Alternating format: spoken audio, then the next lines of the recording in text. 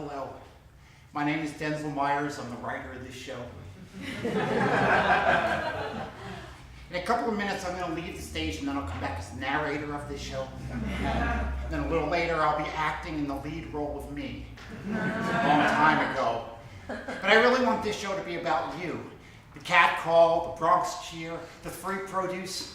These are the reasons we do live theater, so live it up.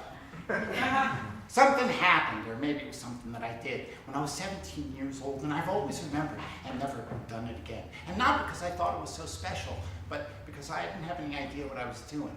And it's taken me all this time to begin to get a clue. These things, these separate parts of me that I thought were separate, I see them all coming together, that they've always been all together, and I'm the only one. My mind thinks they're separate because that's what the mind does. It wants to categorize and figure it out and nail it all down. But that's not reality. That's not the way it really is. Some part of me knew that then. Some part of me never forgot it. Although my mind and the world try to beat that knowledge out of me. The Danish philosopher Søren Kierkegaard said that life must be lived forwards, but it can only be understood backwards.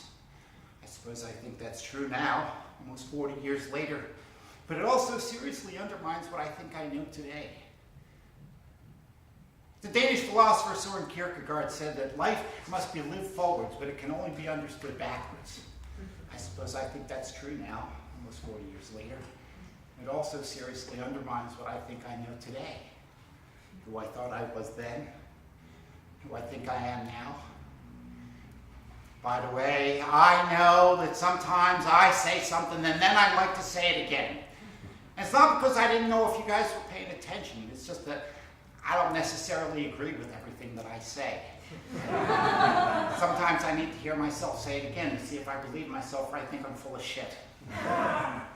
Donald Rumsfeld once famously said something like, there are things we know, and things we know we don't know. But there are also things that we don't know we don't know. Well, at this point in my life, I would have to say that he left out the most important one.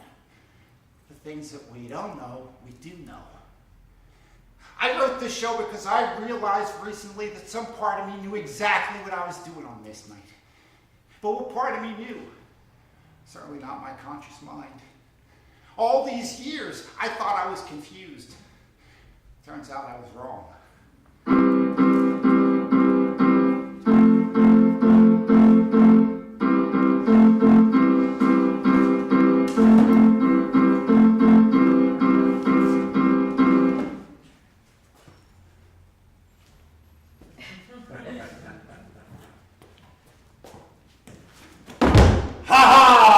Welcome, everyone. I'm Denzel Myers, your narrator.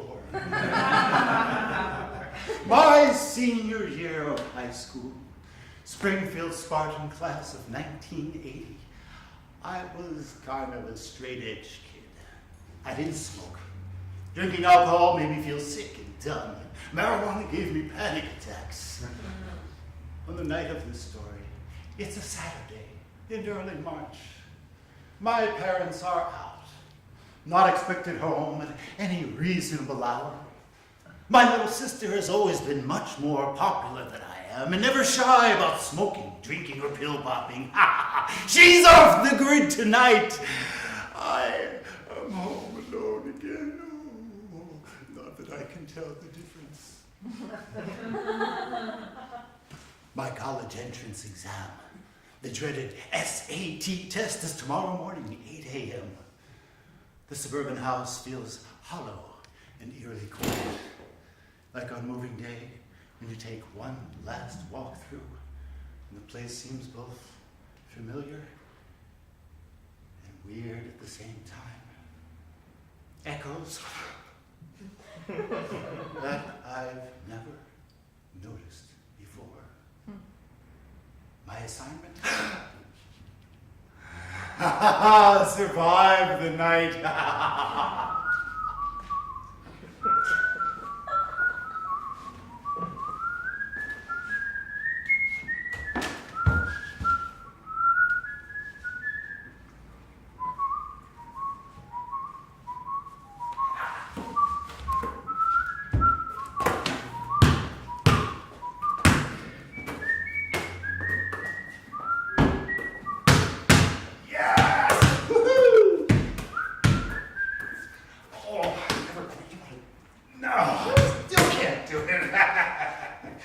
Oh,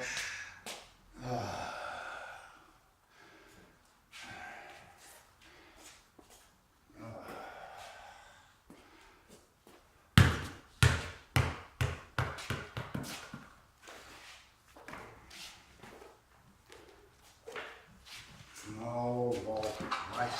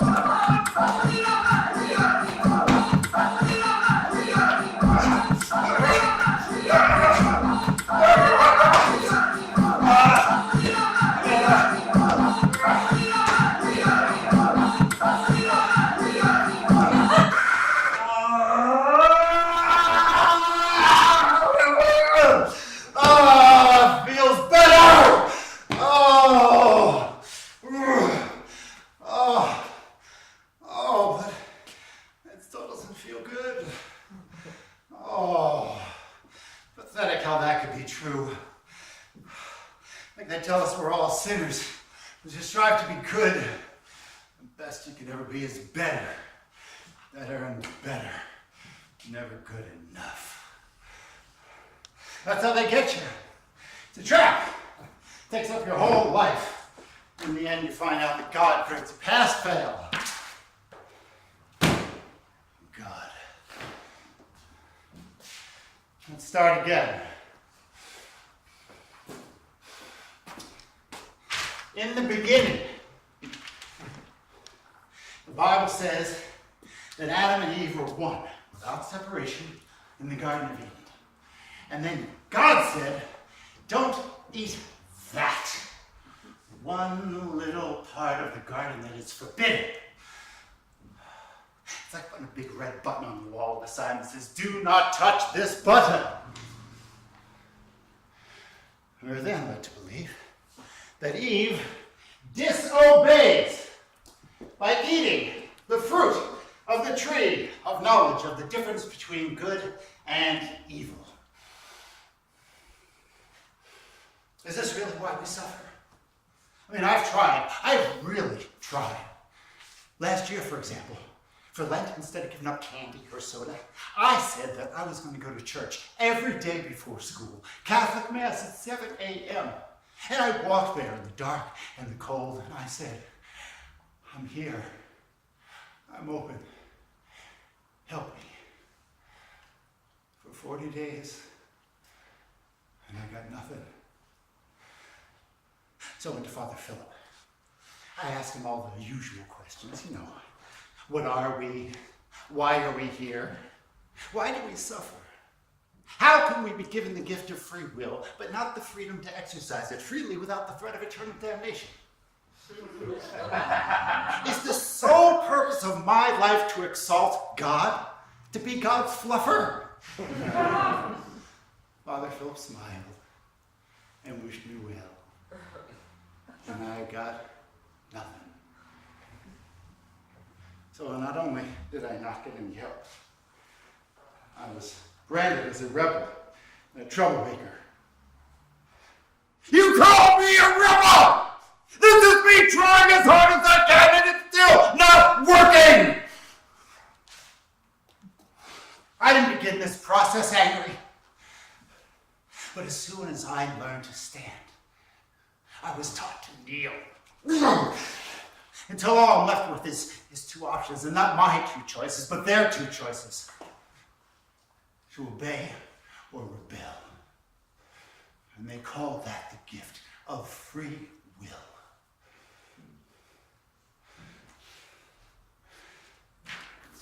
Let's start again.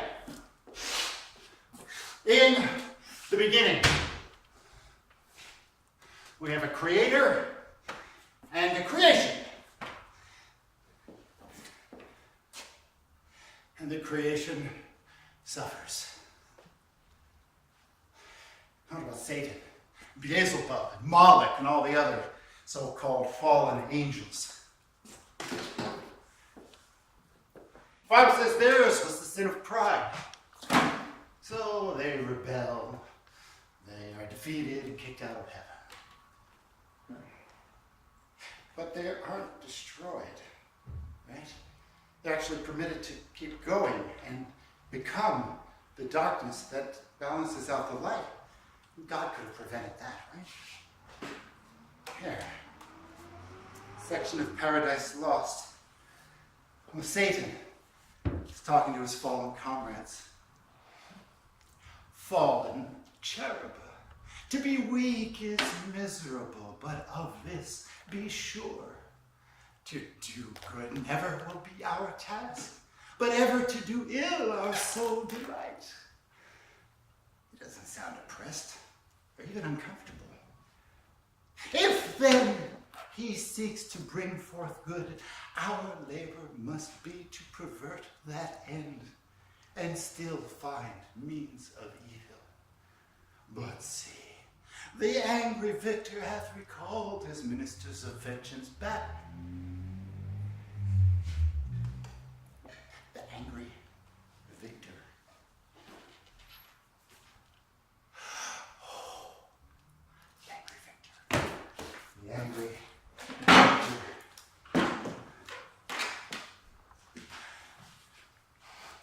From the midst of this darkness, a sudden light broke upon me. A light so brilliant and so wondrous, yet so simple that I became dizzy. I doubted at first whether I should attempt the creation of a being like myself. A new species would bless me as its creator and source. Many happy and excellent natures would owe their being to me. No father could claim the gratitude of his child more completely than I would deserve theirs. It was with these feelings that I began the creation of a human being. These are the words of the victor, Frankenstein. His creation also only gets one chance and makes only one mistake, being imperfect. And oh, how the creation suffers. Oh.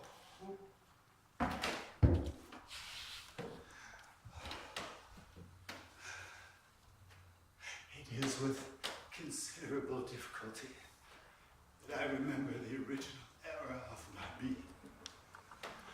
All the events were confused and indistinct. It was dark when I awoke. I was cold also and half frightened, finding myself so desolate.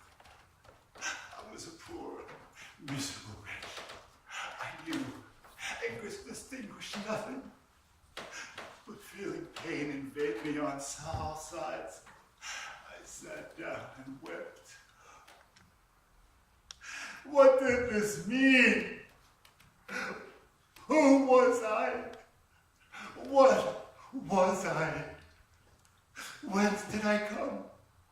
And what was my destination? And when he asks for help, he's driven away. After several tries, he finally turns to revenge against his creator, not from ignorance or evil, but from loneliness and desperation.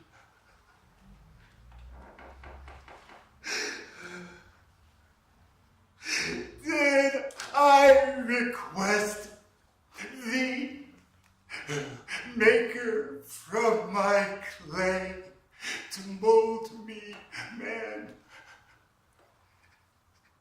Did I merciless thing from darkness to promote me. He doesn't want to be here either.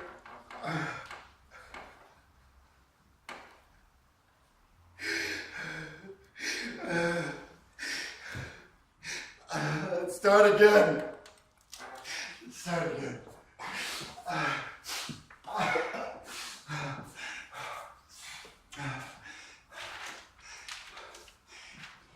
In the beginning,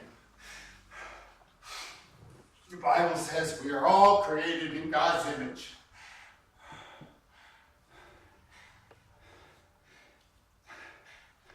What image is that? We're the physical image, a spiritual image, and the moral image. Moral image consisting of the intellect, the emotions, and the will. And we're back to free will. What is the will?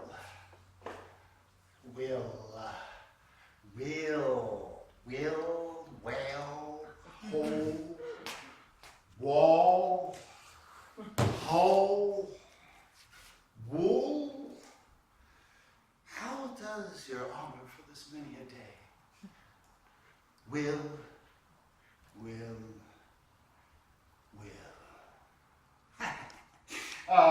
Let's see. Wild pitch. Will-o'-the-wisp, too far. Here it is. Will. Wish, desire, inclination. Appetite, passion, determination. Habitual action. Capacity, natural tendency. Well, that changes things a bit. Probability, inevitability, command, injunction.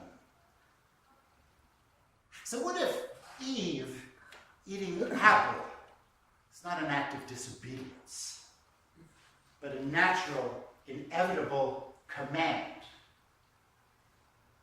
They were one there in the Garden of Eden without separation, and then God said, don't eat that. Fruit of the tree of knowledge of the difference between things. So before she ate the apple, they had no sense of the duality of the universe, the difference between a thing and a not thing. So they weren't human. Their minds weren't human. They literally could not understand that something was forbidden. So what if God actually wanted them to eat the apple? And what if Satan, instead of being the evil tempter, was a teacher, a messenger, to help them along the way, to get them to take the first step? Yes, even Milton hints at this when he writes the scene between the woman and the serpent at the tree. She says, okay, I can't read that. He who forbids thy use conceals not from us, naming thee the tree of knowledge, knowledge both of good and evil. Forbids us then to taste, but his forbidding commends thee more. Here grows the cure of all, this fruit divine. What hinders then to reach and feed at once both body and mind? So saying, reaching to the fruit, she plucked, she ate. Behold, the woman has become as one of us, made in God's image. The only thing we know about this creator is that he or she or it or they are a creator. Honestly, everything else is complete speculation.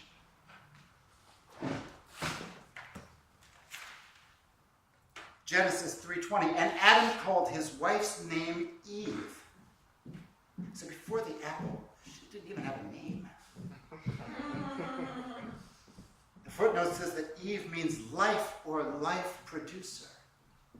So, Eve created humanity and our world when she ate the apple. In the image of God, she created herself. The similarity being not in the thing of God, but in the action. Not in the noun, but the verb. The church wants me to say, mea culpa, it's my fault. No! God wants me to say, Felix culpa, the happy fall. To take the ultimate power and responsibility to create myself from the clay of my world. That's why we're here. Not to rebel or obey, but to love, to grow, to discover, and to dance. Woo! Yeah, so now it's all up to me. No more Big Daddy in the sky to tell me what to do or to give my life meaning. I still don't know anything. What if? Rene Descartes. I think, therefore I am. Here's a guy who got famous for doubting whether he existed or not. Descartes figured that he could not trust any of the senses or information that came from his body because there could be some evil monster manipulating his reality for some reason. So he stripped away everything that he could, and all he was left with, he claimed, was that something was thinking. That something was probably him. Therefore, he must exist. Of this, he claimed to be certain. With deductive reasoning, he set the West on a 500-year obsession with our individualism. He raised up the functions of the mind to divide, to discern, to reason, and set them up as our highest order of being. This is the moment. And the conscious mind kicked the body to the curb and took over the ship. Certainty. If you look at the data, you'll see that certainty is the most dangerous of all human inventions. All war, all genocide, all exploitation come from some human beings being certain that they are right, which makes them therefore better and so justified. How did Nietzsche say it? It is not the conflict of opinions that has made history so violent, but the conflict of belief in opinions. In other words, the conflict of convictions. We like to think that religion and science are in conflict, but their aims are exactly the same. Separate the light from the dark and create a system for seeking the light at all times, to bring order to chaos, to take what is wild and alive and to kill it. And we call this progress. I think, therefore I am. I don't need my mind for that. My pain verifies my existence.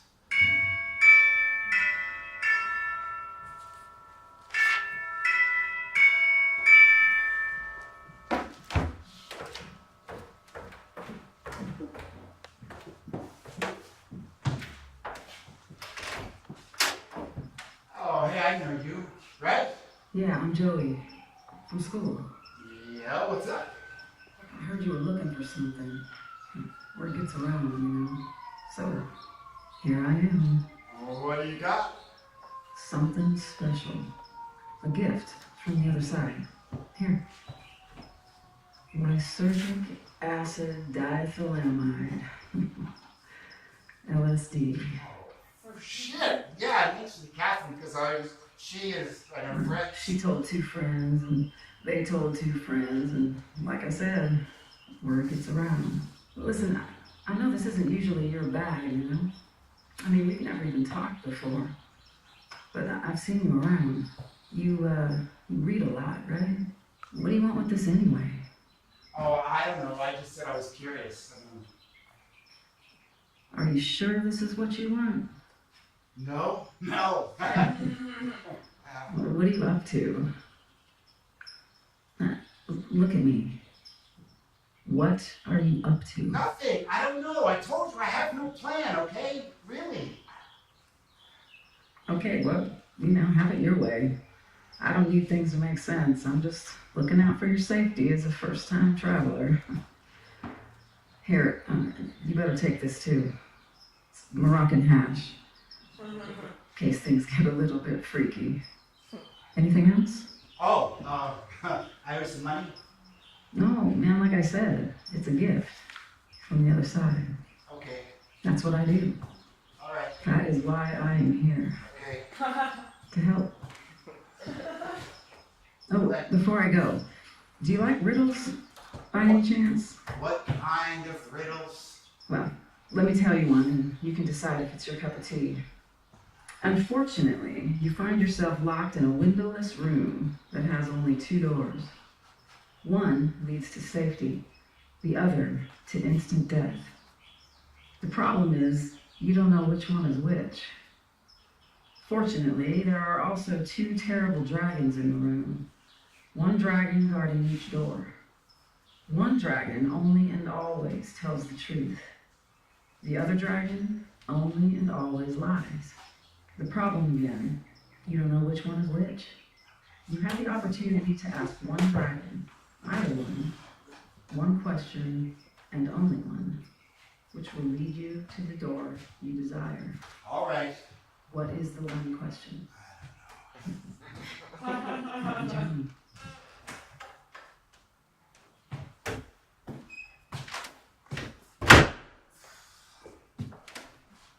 Two dragons, 2 doors, 1 question. A puzzle to distract the mind. Thinking. Maybe it's not our highest order of being. 2 dragons, though. One always lies. One always tells the truth. Let's see. If I ask one dragon, which is the door that leads to freedom, and it says B, and I ask the other dragon, it should say A, since one lies and one tells the truth. I mean, it's the same as if I ask them which one of you is the liar. They should both say, not me, the other guy, him.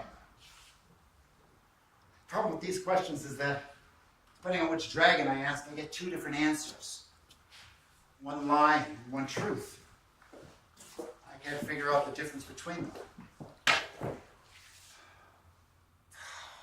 See? A bunchless, worthless processing about some hypothetical situation where all the questions make sense, but none of the answers do.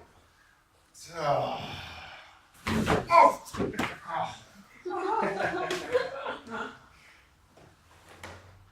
That's the first real true thing that happened here tonight. I fell down, so I exist. My body knew it before my mind. Maybe I've been going about this all wrong. These dragons, one lie, one truth. This is a trick question. So maybe what I need is a trick answer. All this time I've been looking for the right answer when the wrong answer will do just as well. I know. We forgot to name the dragons. Let's name them Obey and Rebel. 2 corrupted paths, neither one of my choosing, both leading to death. Now it's not so hypothetical.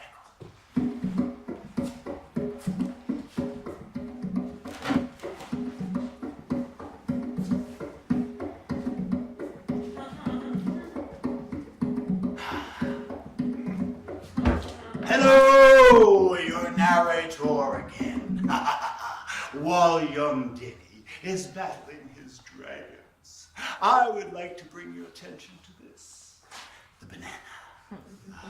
Let's start with the basics. The proper way to peel a banana.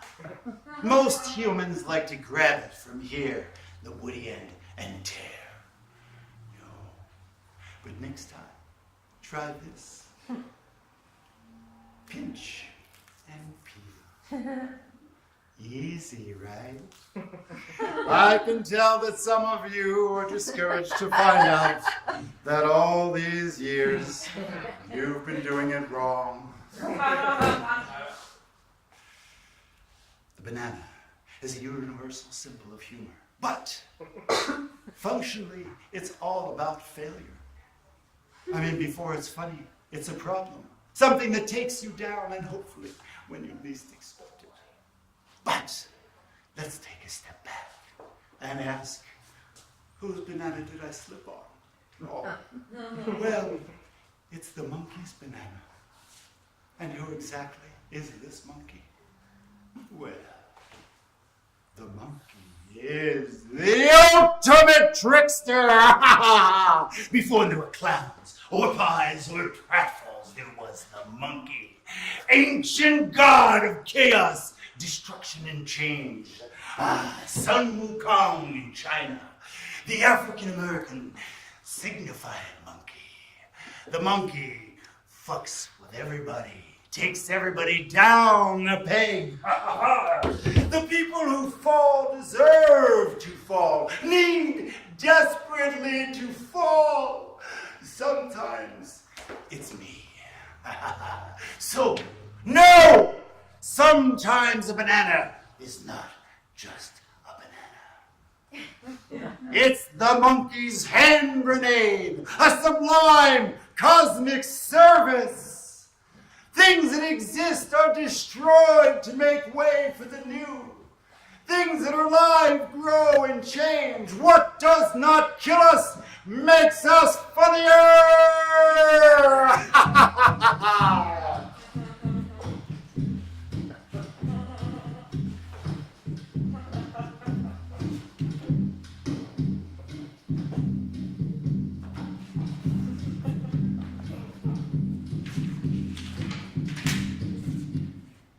Okay, these dragons. One truth, one lie. Starting to look to me like a math problem.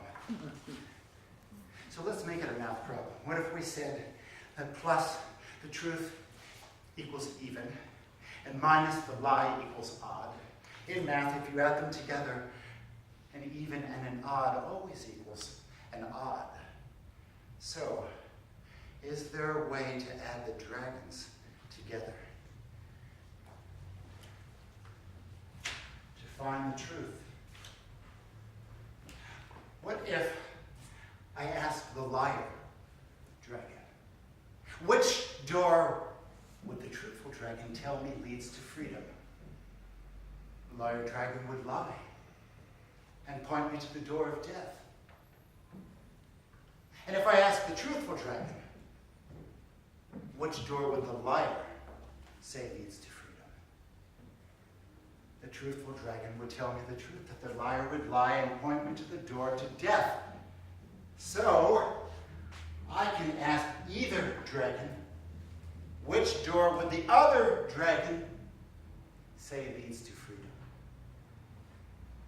And both answers will be the door to death. So whatever answer I get, I pick the other door. So, two wrongs do equal a right. I always knew that they were lying about that one. Moving forward, then, instead of seeking the one perfect truth, my job is to find the questions that return the reliably wrong answers every time. This is how to get beyond the light of my conscious mind.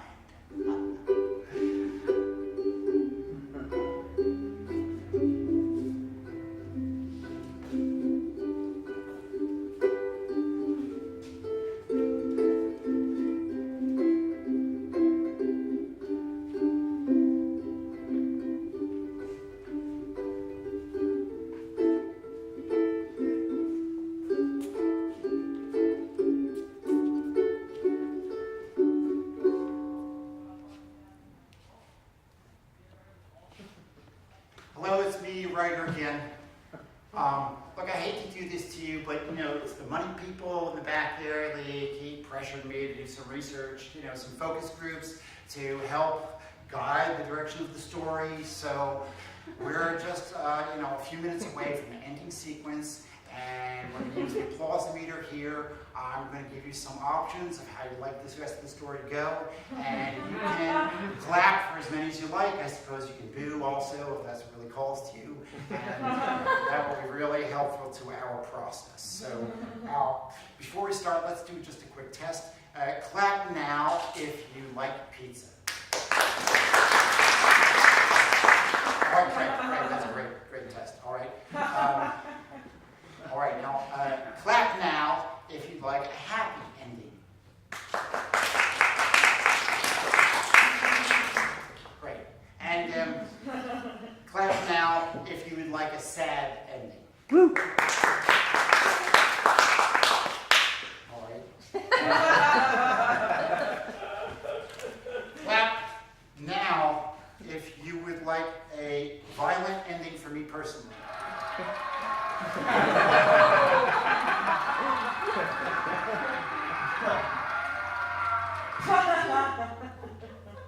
So far, that one's in the lead. And clap now if you thought this show actually ended 12 minutes ago and you're confused about why the lights are still on.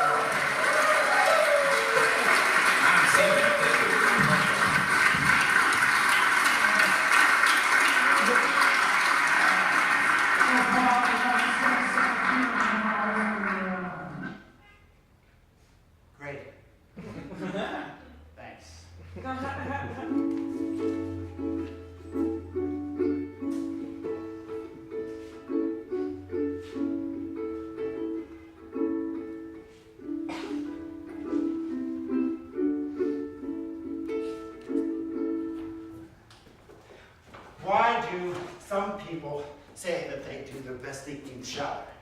Because they're not thinking. That's the big clue. The ability to operate in chaos and confusion is a higher order of being in consciousness. How do I tap into that? Okay.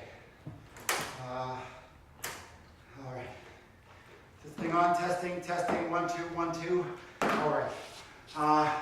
Number 1, I need to blow myself up. Why should I know who and what I am? You know, I mean, the only thing preventing me from being what I can is what I think. If I can obliterate my idea of who I think I am, then I can also obliterate everything I think I've learned about my limitations. I can grow beyond what I think I am. Surprise? I mean, oh no, that's not it. Know thyself. I want to be surprised. Yeah. Number two. Steer towards the dark. That's where the real growth is. If I'm really, really asking the right questions to get beyond my conscious mind, then the reliably wrong answers should be those of which my mind is not only uncertain, but unconscious. I don't need to know where I'm going if I steer towards what scares me and confuses me. Yeah, this is weird. This is scary. But you know what? For once in my life, I don't feel anxious or ashamed or depressed. Yeah, I've fallen before. And with any luck, I'll fall again.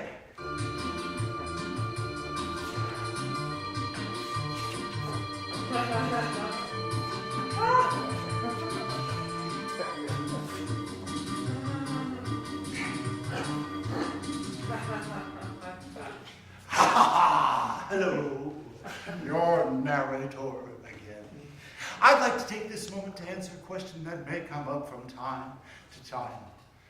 Why are some people so deathly afraid of clowns? Is it the makeup, the shoes, the recent movies? No. Clowns have 3 essential qualities. Number 1, clowns suck! We are dumb, stupid, vain, fallible, clumsy, inconsiderate, late, and we stink! Number 2, clowns are enthusiastical. No matter how bad we are at something, we are absolutely delighted to do it again, all over your carpet. And number 3, clowns are indestructible.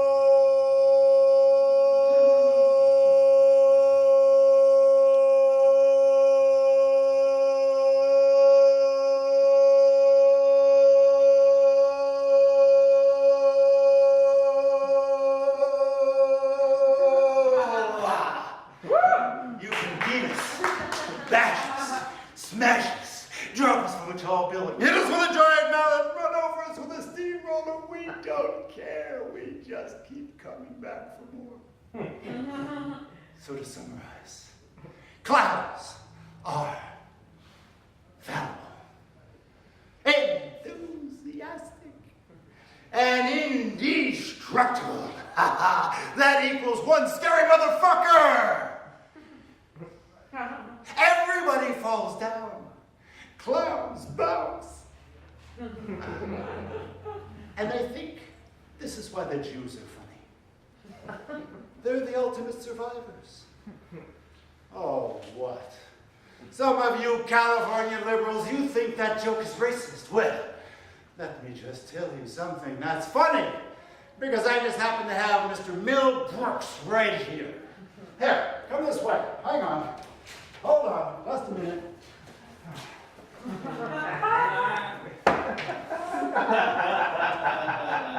Go ahead, tell them. What is this? Dear Sarah Madam, blah, blah, the image and likeness of Mr. Mel Brooks, world famous, yada, yada. Immediately cease and desist all uses. Oh, right. Oh, but look, there's a handwritten note at the bottom. Dear moron, I heard what you were saying. You know nothing of my work. You've got me all wrong. How you ever got to narrate a show about anything is totally amazing. Love, Mel. Oh, if real life were only like this.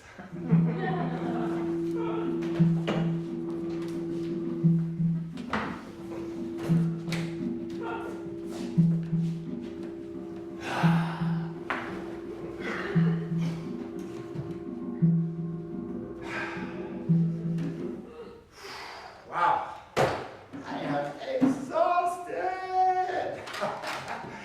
And here I was supposed to be taking it easy so I could do a great job with my SAT test tomorrow. And I spent all night trying to get everything wrong.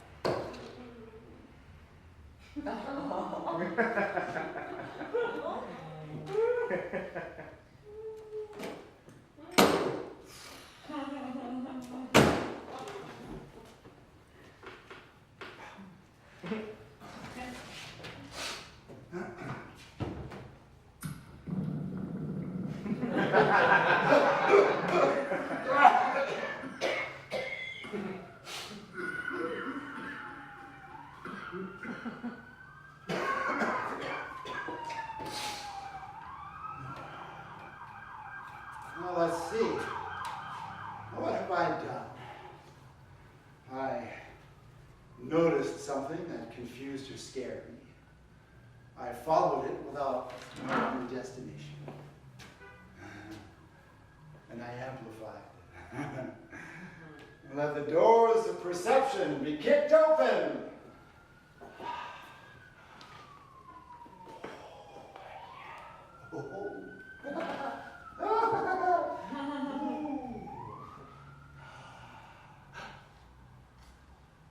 Hey there, little guy. Boy, you're cute. I went. Come closer. Okay. Oh, what? You want something to eat? Or you want to give something to eat? Okay.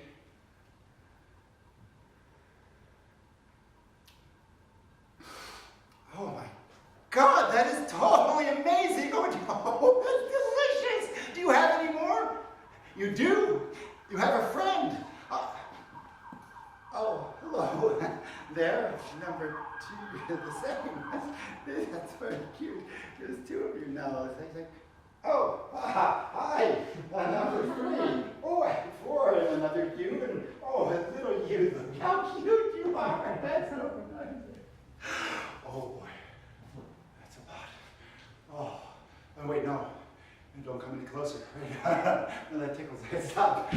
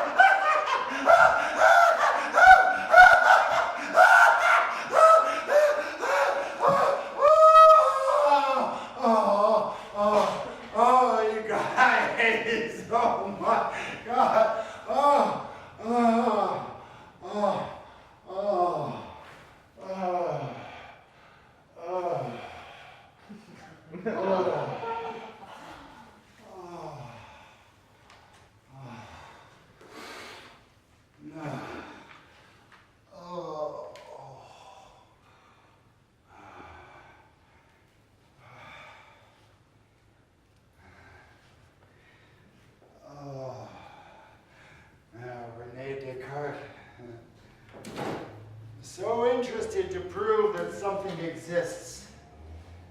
His mind. What about nothing? Can we prove that nothing exists? The Big Bang. We follow the ticks of the clock backwards through time. 3, 2, 1. Until we hit the brick wall at the beginning.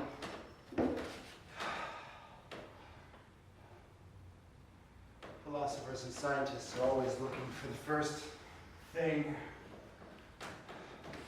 But if there was a first thing, there must have also been a first non-thing, right?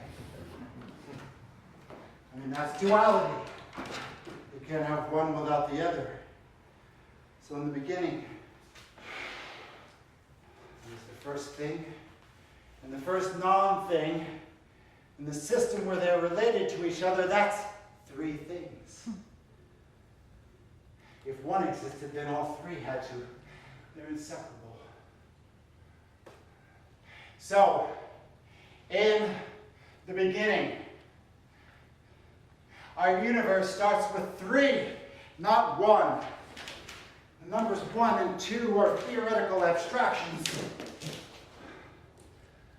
Our mind can't prove that they existed cosmically in the beginning, at least not before 3. Which makes them just like the 0. Looks like Rene Descartes was right. There is an evil monster manipulating his reality. His mind.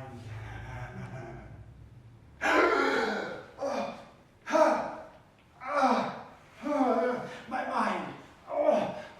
No, I forgot about it. But no, it's back. I can't. Oh, no. No. Oh, no. No, what if I'm like this in the morning when I have to take this test? I'll never make it.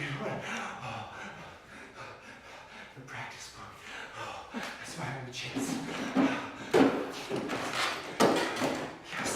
Yes. Okay. All right. Okay. Reading comprehension. Part A, 15 questions, estimated time 12 minutes. Read the following paragraph. Okay, question one, pick the title that best fits the paragraph above. Come on! Each of these answers seems to make perfect sense, depending on how you want to look at it, if they're trying to be tricky with this one or obvious, trying to sneak one past you. Okay, can I eliminate A? That seems the least likely in the first question, right? D is the last option except for E, but the paragraph obviously needs a title, so E is out. They wouldn't pick D, right? So B or C? Now let's read those two again. Well, I'm going to go with C. No, B. Wait. A, definitely A. Let's see. Answers, all right. Reading comprehension, part A, question 1. The correct answer is E! None of the above! How much time is that? 18 minutes! Oh, no! Oh, I really fucked this up. You always fuck this up. We're so disappointed in you. We know you can do better than this. Why did I do this? Why did you do this? Oh, this score is going to get sent directly to the schools where I've applied. The University of Pennsylvania is not going to like this. Boston University. I'm not even going to get into Lehigh. Lehigh. Those football games. Those fraternities. I don't belong there. People like me don't go to Lehigh. I'm so tired. I haven't slept a wink. I'm so tired. My mind is on the blink. I wonder, should I get up and fix myself a drink?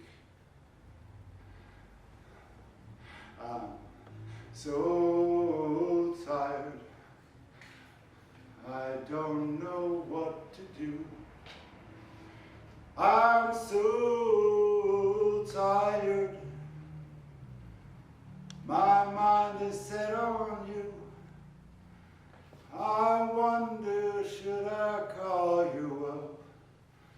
But I know what you do. You say you're putting me on, but it's no joke. You're doing me harm, you know I can't sleep. I can't stop my brain, you know it's 3 weeks. Go ahead and say, I'll give you everything I've got for a little peace of mind. I'll give you everything I've got for a little peace of mind.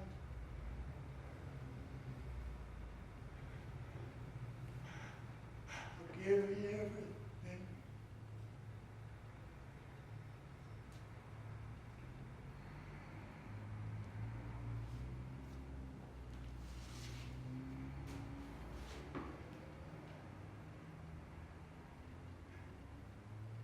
Let me out.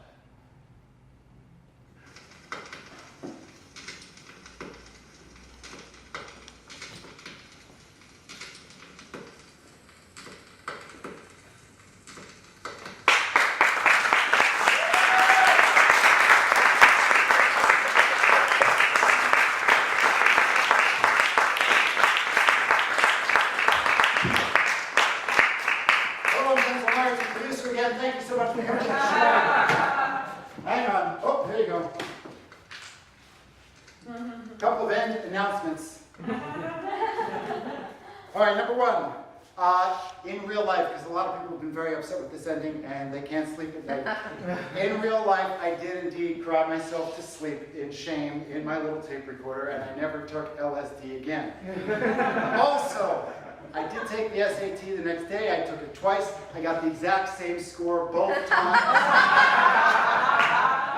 Second time with the LSD, the math was a little better, spatial relationships, and the language part was a little messed up. Number 3, I still have the paper that I wrote in 1979 about Paradise Lost and Frankenstein and Devo, and it's not as good as I think it is, but it's still useful. That is it. Please review the show, and if you hated it, tell other people, because any kind of word of mouth is good word of mouth. That's really great.